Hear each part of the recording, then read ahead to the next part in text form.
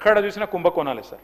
భూగర్భంలో బొగ్గులో గోల్మాల్, నదీ గర్భలో గోల్మాల్, రాలిపడే బూడిదలో గోల్మాల్, లిక్కర్ బాటిల్ మూతల మీద గోల్మాల్, కంచే గచ్చిబోలి భూముల్లో golmaal, Amrit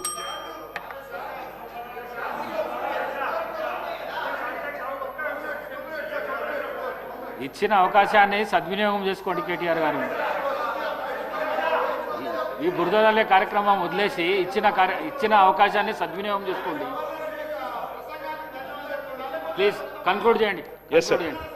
sir speaker sir, మీరంటే మర్యాద ఉంది సార్, మీరంటే గౌరవం ఉంది సార్.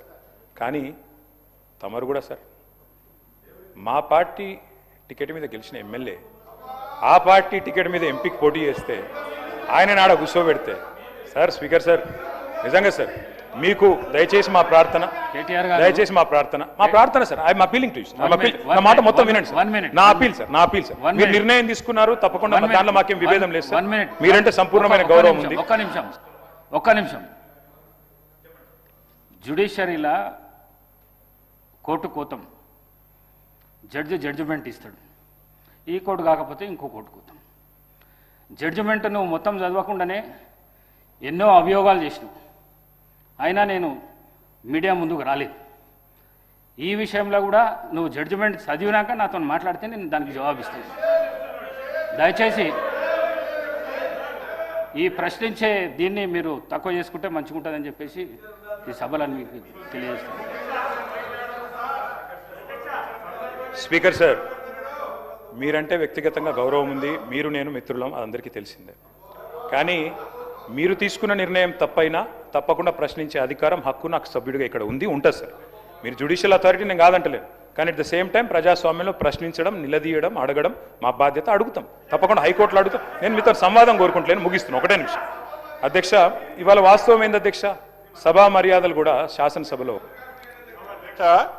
అనుభవం ఉన్న శాసనసభ్యులు ఎవరైతే ఉన్నారో ఇప్పటిదాకా కట్టుకథలు ఏదైతే విచిత్రంగా చూపించారు ఒక స్క్రీన్ మీద, ఈ కట్టుకథలతో పాటు చివరికి జడ్జి స్థానంలో ఉన్న మిమ్మల్ని కూడా ప్రశ్నించే స్థాయికి మాట్లాడుతున్నారంటే వారు ఏ రకమైన అహంకారంతో మాట్లాడుతున్నారో ఒక్కసారి తమరు గమనించాలి. ఇప్పుడు కాదు, రాష్ట్ర ప్రజలు గమనించారు. పదే పదే ఈ ప్రభుత్వాన్ని గురించి అనేక ఆరోపణలు చేశారు కదా. 2 సార్లు 4 సార్లు ఎన్నికల్లో ఎందుకు మీరు ఓడిపోయారు? ఇప్పుడు నిన్నగాక మొన్న జరిగిన మున్సిపల్ ఎన్నికల్లో ఓడిపోయారు, గ్రామ పంచాయతీలో ఎన్నికలు ఓడిపోయారు. నిజంగా మీరు అడిగేవి నిజమే అయి ఉంటే, మీరు చెప్పేవి నిజమే అయి ఉంటే ప్రజలు మీకు ఓట్లేసి ఉండేవాళ్ళు కదా. మీకు ఓట్లు అయిపోతే ఇంకా మీరు అవగాహన చేసుకోకుండా కట్టుకథలు, మాటల గారెళ్ళు, ఇంకా నిరంకుశానికి బ్రాండ్ అంబాసిడర్లు మీరు, నిరంకుశానికి బ్రాండ్ అంబాసిడర్లు మీరు. దాని గురించి మీరు మాట్లాడుతున్నారా? చివరికి మిమ్మల్ని అసందర్భంగా ఏది ప్రధానమైన సీట్లు జడ్జి స్థానంలో కూర్చున్న మిమ్మల్ని మీరిచ్చిన జడ్జిమెంట్ మీద క్వశ్చన్ చేస్తున్నారంటే వారు ఏ రకమైన అహంకారపూరితంగా ఉన్నారో. అసలు ఏది పార్టీలు మారే ప్రోత్సహించింది మీరు కాదు, ముందు దాని గురించి మీరు మాట్లాడుతున్నారా?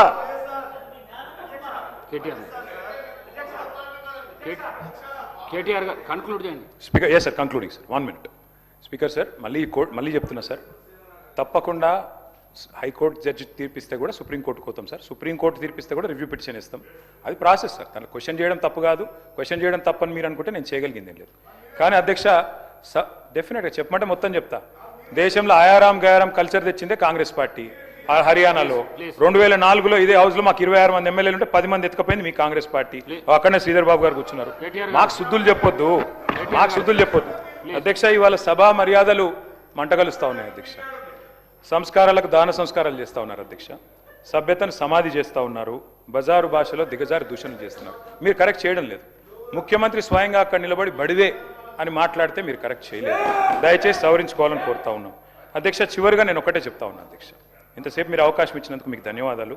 కానీ ఒకటి వాస్తవం అధ్యక్ష, గ్రహణం కూడా కొంతకాలమే ఉంటుంది అధ్యక్ష, 2 గంటలే ఉంటుంది. అందుకే అధికారం ఇచ్చిన అహంకారంతో అతిగా వ్యవహరించవద్దని గౌరవ పెద్దలకు నేను విజ్ఞప్తి చేస్తా ఉన్నాను అధ్యక్ష. మేము ఉద్యమాల ఉగ్గుపాలు తాగి వచ్చిన వాళ్ళం అధ్యక్ష. ఊరికేనే రాలేదు, 5వ సారి ఎమ్మెల్యేని ఊరికేనే రాలేదు. చాలామంది అనుకుంటా ఉన్నారు అధ్యక్ష.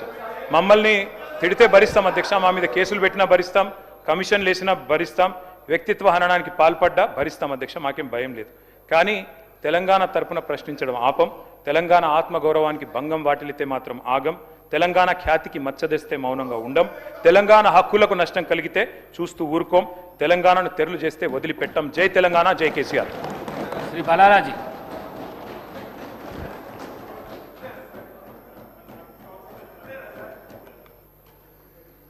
Speaker Sahab,